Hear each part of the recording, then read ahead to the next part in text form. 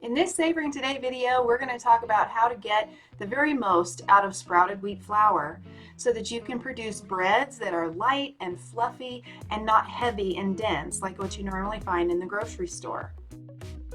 As you can see, the dough can be quite sticky, so we'll take you through the process and show you how to mix, fold, rest, and shape your hamburger buns for your best bread ever. Holding its shape is an important aspect of working with sprouted wheat flour. Here you can tell we've added more, and although it's slumping a little bit, the dough is holding its shape on the beater, so this tells us it's time that it can go on the counter. Now we've got it on the counter with about 1/4 cup of flour, and we're just gonna fold that over a few times so that the dough isn't so sticky. You could use oil here instead of flour. Here I'm going to transition to using oil instead of flour because I don't want the dough to absorb or take on any more flour and to be dry. It'll be covered, and then once we cover it, we'll let it rest 5 minutes. After 5 minutes, knead it, cover it again, and we'll do that 3 times. Once the dough has been folded and allowed to rest 3 times, we'll shape it, oil the top, and place it in a bowl with some saran wrap and a towel to let it sit to rise.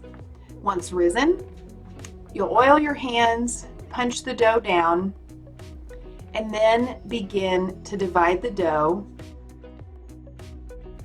I like to use a kitchen scale to get the exact measurements. I weigh the entire dough first and then divide by 16.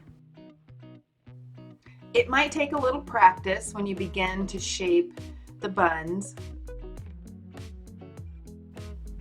Since we're working with rye flour and dough in this particular video, you can see little specks of caraway seeds. So you get 8 of them lined out, and then just gently press down with the palm of your hand. Make sure there's some oil on your hand when you do that.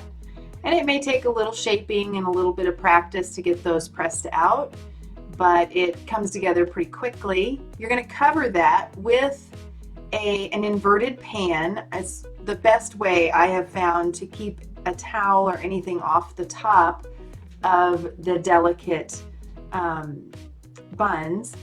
And then beaten egg white is a great way for anything that you want to put on top of it, any kind of toppings like sesame seeds or more caraway seeds in this particular video.